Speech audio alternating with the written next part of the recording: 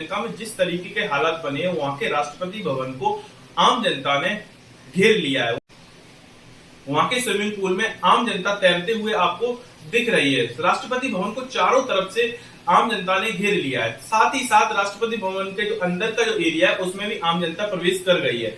तो ये स्थिति किसी भी देश के लिए अच्छी नहीं है। ये इस तरीके की घटनाएं क्यों हो रही हैं, बहुत सारे कारण हैं इसके पीछे। आपको साथ ही साथ बताते चले कि वहां श्रीलंका का मैच चल रहा है, उस स्टेडियम को भी वहां के आसपास के लोगों ने प्रदर्शन करते हुए घेर लाया है। जानकर ताज्जुब होगा, वहां के पूर्व क्रिकेटर सनत जयसूर्या भी इन प्रदर्शनकारियों में शामिल है कि श्रीलंका की स्थिति इतनी खराब कैसे हो गई कि वहां के आम जनता इस तरीके से बिहेव कर रही है। तो कहीं ना कहीं ये स्थिति इन नेताओं या वहां की जो सरकार है उनकी देन है कि वो इस स्थिति को काबू में नहीं कर पाए और ये स्थिति उनको अब देखने को मिल रही है। यहाँ तक कि वहां की जो फौज है या कुछ पुलिस के जो कुछ लोग हैं वो भी इन प्रदर्शनकारियों में शामिल हो रहे हैं। तो स्थिति को आप समझ सकते हैं कि स्थिति इतनी विकट स्थिति क्यों उत्पन्न हुई। तो इसके पीछे के जो कारण है वो बहुत ही अलग अलग है। कोई अगर हम स्पेसिफिक कारण देखें कि अगर श्रीलंका आज जल रहा है तो उसके पीछे कोई स्पेसिफिक कारण है, तो ऐसा नहीं है कि एक कारण है, इसके पीछे कई सारे कारण हैं। एक पहले कहीं हनुमान जी ने श्रीलंका जलाई थी और आज श्रीलंका अपने आप खुद जल रही है, ये भी है। एक मैंने क्या कहा था आपको, कभी मेरे वीडियो में आपने देखा होगा कि इतिहास अपने आप को दोहराता है।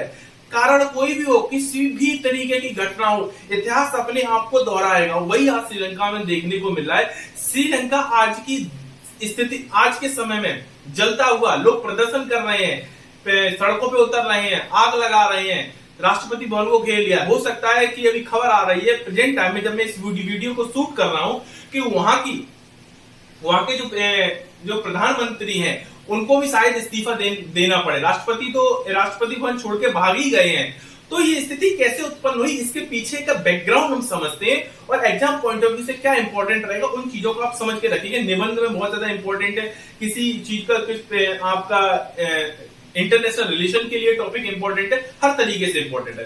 तो हम जरा चर्चा करते हैं कि पहले यहाँ की जो पॉपुलेशन है उसको हम समझते हैं। देखिए यहाँ की जो टोटल पॉपुलेशन है उसमें 75% आपके जो पॉपुलेशन उसमें सिंघाला बुद्धिस्ट है आपके, मतलब 75% हम कह सकते हैं वहां पे बुद्धिस्ट है और अप्रोक्स 12% वहां पे तमिल है।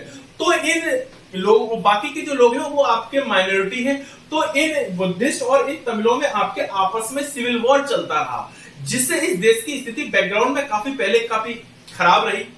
लेकिन उस स्थिति और ये सिविल वॉर और 75% चूंकि बुद्धिस्ट हैं तो सरकार का झुकाव भी इनके तरफ ज्यादा रहता है। तो ये सिविल वॉर आपके, अगर आप इतिहास उठा के देखेंगे श्रीलंका का, तो ये आपके इनमें आपस में चलता रहा। ठीक, ये तो इनके बैकग्राउंड की बात रही। लेकिन ऐसा अचानक से अभी क्या हुआ 2-4 सालों में कि स्थिति इतनी विकट उत्पन्न हो गई।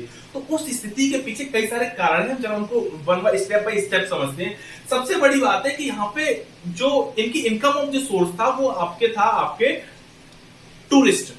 तो 2018 तक सब कुछ बेटर चल रहा था, लगभग 12-13% इनकी जीडीपी का अकेले किससे आ रहा था, टूरिस्ट से आ रहा था। टूरिस्ट लोग आते थे उनसे आपके आ रहा था। साथ ही साथ आपके यहाँ की जो कुछ चीजें ऐसी थी, जो कृषि थी, उस पे ये खुद सेल्फ डिपेंड था, इसको आयात नहीं करना पड़ता था, टोटल आपके ये करते थे। ये तो इसके पॉजिटिव पॉइंट थे। ऐसी स्थिति कैसे उत्पन्न हुई, ऐसी स्थिति क्यों आई कि ये आपके डे बाय डे नीचे गड्ढे में ही पहुंचते गए। तो इसके पीछे का कारण हम जरा समझते हैं। देखिएगा 2018-19 तक, 18 में क्या हुआ, यहाँ पे कुछ बॉम्ब ब्लास्ट हुए 2018-2019 में। वो बॉम्ब ब्लास्ट से क्या हुआ कि जो इनका जो टूरिस्ट जो क्षेत्र था वो बहुत ही खराब हुआ। जो टूरिस्ट जो लोग आ रहे थे उनका एक विश्वास, क्योंकि स्थिति जब खराब होगी तो कोई भी व्यक्ति वहां जाना नहीं चाहेगा, जिस वजह से इनका जो टूरिस्ट से जो पैसा आता था उसमें आपकी कमी आई। दूसरा आपके, अच्छा इस सब में साथ किसने निभाया, आपके जो फेसबुक जो सोशल मीडिया प्लेटफॉर्म, इस तरीके की जब वहां इस तरीके की जब घटनाएं हुई, बॉम्ब ब्लास्ट हुए, तो बहुत सारे र्यूमर लोगों में फैले और फेसबुक या अन्य प्लेटफॉर्म है, सोशल मीडिया प्लेटफॉर्म है, लोगों के बीच में एक नफरत पैदा कर दी। इस तरह आपस में एक बहुत ही बुरी स्थिति हो गई। आपको जानकर हैरानगी होगी कि बॉम्ब ब्लास्ट में 8 ह्यूमन बॉम्ब थे जिन्होंने अपने आप को खुद उड़ा दिया था। तो इस तरीके की स्थिति उत्पन्न हुई। साथ ही साथ 2019 में वहां पे नए प्रेसिडेंट आए। जब 2019 में वहां पे नए प्रेसिडेंट आए तो उन्होंने कुछ ऐसे वादे कर दिए लोगों को जो वहां की आम जनता थी उसके साथ, और कुछ ऐसे बोल्ड स्टेप लिए जो शायद उनके लिए एक बहुत ही बैक में जाने वाले थे। स्टेप क्या लिए उन्होंने? उन्होंने सबसे पहले जब वो आए तो उन्होंने क्या किया कि अपने यहाँ पे ऑर्गेनिक खेती का वादा किया था कि हम श्रीलंका में ऑर्गेनिक फार्मिंग करेंगे। ऑर्गेनिक फार्मिंग में क्या होता है कि जितने भी कीटनाशक दवाइयां हैं या पेस्टिसाइड है, इस तरीके की चीजें प्रयोग नहीं की जाएंगी। टोटल जो नेचर के लिए अच्छी खेती होती है वो हम करेंगे। तो हुआ क्या, इन्होंने अचानक से स्टेप लिया कि पूरे श्रीलंका में 100% ऑर्गेनिक खेती होगी।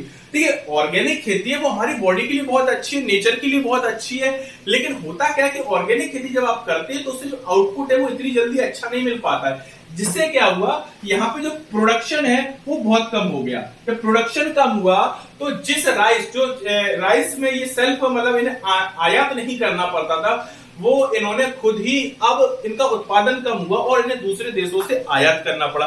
चूंकि इनकी हालत पहले से ही खराब थी, किसी भी देश को जब आपके आयात करना पड़ता है तो उसके पास फॉरेन करेंसी रिजर्व होना चाहिए। तो चूंकि इनके पास फॉरेन करेंसी रिजर्व पहले से ही कम था, तो जब इन्होंने आयात किया तो इनको और ऑटोमेटिकली लॉस हो रहा था। ठीक है ना, और ऊपर से इनको राइस या अन्य चीजें आपके आयात करनी पड़ी, तो बड़ी समस्या हुई।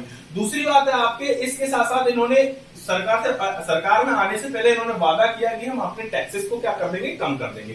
जब इन्होंने टैक्सेस को कम किया तो अचानक से अगर आप टैक्सेस को घटा दो, हाफ कर दो, तो जो रेवेन्यू जो आना था, जो पैसा आना था, वो इनके पास नहीं आ पाया। तो वो एक समस्या हो गई। खेती जिसके लिए सेल्फ डिपेंड थे वो इनको आयात करना पड़ा, उसके लिए इनको अपना पैसा देना और पड़ा। ठीक है, ये दो का तीसरा कारण आपको मैंने बताया कि बॉम्ब ब्लास्ट हुई, जिससे लोगों में लोगों के बीच में विश्वास कम हुआ। चौथा क्या हुआ, ये सब चल ही रहा था कि इसी बीच में कोरोना आ गया। कोरोना ने तो बिल्कुल ही कमर तोड़ दी।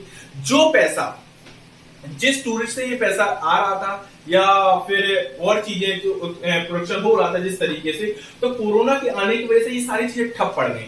तो इनकम ऑफ सोर्स इनका रुक गया। जब इनकम ऑफ सोर्स रुक गया, बॉम्ब ब्लास्ट हो ही गई, नए प्रेसिडेंट ने टैक्स रिड्यूस ही कर दिए, तो जब ये सब चीजें हुई तो ये घाटे में पहुंचते गए। इधर इन्होंने क्या एक समस्या इनके साथ हो गई थी, इन्होंने चाइना से हम्बनटोटा बंदरगाह के लिए कर्ज ले रखा था। अब हम्बनटोटा बंदरगाह के लिए जो इन्होंने कर्ज ले रखा था और जो इन्होंने सोचा था कि हमें उस बंदरगाह से जो इनकम होगी वो हमें काम आएगी, लेकिन ऐसा हुआ नहीं। इन्होंने जितना सोचा था कि हम्बनटोटा बंदरगाह से हमें इनकम बढ़ेगी, वो ऐसा कुछ हुआ नहीं। फाइनली इन्हें क्या करना पड़ा, अपने 70% शेयर चाइना की कंपनी को बेचने पड़े। तो चाइना ने भी इनके ऊपर एक तरीके से कंट्रोल किया। खैर वो एक अलग मैटर है, लेकिन कहीं ना कहीं वो घाटे का सौदा, इनके बिलियंस में आपके वो सौदा हुआ था, वो इनको घाटे का सौदा इनके लिए रहा। काफी नुकसान झेलना पड़ा। उसके बाद क्या हुआ, कोरोना आ ही गया। अब इधर क्या कर दिया था, चूंकि जो माफिया तरीके के जो लोग होते हैं वो फूड मतलब जो स्टोर था, तो फूड स्टोर करने लगे, तो इससे महंगाई और बढ़ने लगी। इधर क्या था, सिविल वॉर आपके लोगों के बीच में आपस में चल ही रहा था।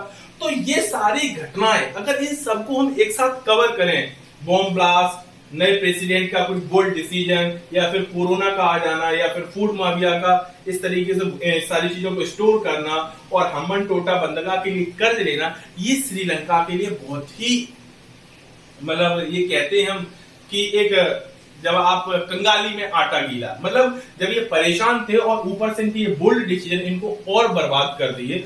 तो इन सब स्थिति की वजह से जो आज स्थिति उत्पन्न हो रही है वो हमें आज आप टीवी पे देख पा रहे हैं, न्यूज पे देख पा रहे हैं कि किस तरीके से वहां की जनता है वो आपके प्रदर्शन कर रही है। सही बात है कि जब जनता को खाने पीने को नहीं मिलेगा, एक एक चीज आपके जो चाय 10-20 रुपए की मिल जाती थी वो 100-200 की मिल रही है। जो गैस सिलेंडर आपको 800-900 1000 में मिल जाता था वो 4000 में मिल रहा है। तो जनता तो प्रदर्शन करेगी क्योंकि उन्हें एक योग्य व्यक्ति चाहिए। साथ ही साथ एक समस्या और रही, वो समस्या क्या थी कि यहाँ पे जो सरकार थी उस सरकार में पर्टिकुलर एक ही फैमिली के मेंबर थे, तो कहीं ना कहीं उनके कहने सुनने वाला कोई नहीं था, उनका अपोज करने वाला कोई नहीं था। वो जो चाहते गए वो करते रहे और कहीं ना कहीं इसका भुगतान अब आज आम जनता को करना पड़ रहा है। एक चीज और है ये सारी चीजें श्रीलंका में हो रही है, लेकिन कहीं ना कहीं इन सब से हमें भी सबक लेने की जरूरत है कि हमारे देश में भी इस तरीके की घटनाएं ना हो। लेकिन हमारी सरकार काफी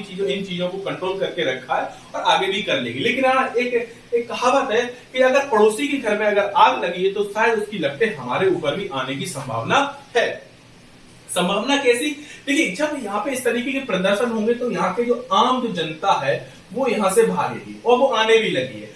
तो कहीं ना कहीं जो आसपास के जो राज्य हैं, तमिलनाडु हो गया, केरल हो गया, जो अन्य राज्य हैं, इनमें प्रवेश करेंगे तो हमारे लिए रिफ्यूजी के तौर पे जब वो भारत में प्रवेश करेंगे तो हमें कहीं ना कहीं उनको देखना पड़ेगा। क्यों? अगर नहीं देखेंगे तो वो हमारे लिए समस्या क्रिएट करेंगे। तो भारत सरकार को चाहिए कि इस तरीके के कुछ स्टेप्स लें कि अगर ये लोग आते हैं तो इनके लिए प्रॉपर कोई व्यवस्था हो, जिस वजह से कि यहाँ की आम जनता को इनसे कोई परेशानी ना हो। क्योंकि जब इस तरीके के लोग आते हैं तो अपने साथ कई तरीके के विचारों के लोग होते हैं, कई बीमारियां लेके आते हैं, कई अन्य तरीके की चीजें होती है, अलग अलग विचारधारा के लोग होते हैं, तो समस्या आना लाजमी है। तो इसके लिए क्यों ना सरकार पहले से ही कुछ करे जिससे कि हमें समस्या ना हो, हमारे देश को समस्या ना हो, हम जिस स्थिति में हैं और अच्छी स्थिति में रहें। साथ ही साथ एक समस्या और यहाँ पे रही कि यहाँ पे जब ये सारी चीजें बंद हो गई तो यहाँ के आम जनता में कोई स्किल नहीं थी कि वो यहाँ से स्टेप अपने आप को चेंज कर दें और कुछ बेटर करें। क्योंकि स्किल जब तक व्यक्ति के अंदर नहीं होगी तो कहीं ना कहीं वो वहीं का वहीं रह जाता है, वो कुछ बेटर नहीं कर पाता है। तो ये स्थिति है आज के समय में श्रीलंका की। खैर, इस स्थिति को हम अपडेट करते रहेंगे। अगर वीडियो अच्छा लगा हो तो चैनल को सब्सक्राइब करें, वीडियो को शेयर करें। आप लोगों को शिकायत है कि आप वीडियो को शेयर नहीं करते हैं। मिलते हैं नेक्स्ट वीडियो में, तब तक के लिए हंसते रहिए, मुस्कुराते रहिए, पढ़ते रहिए।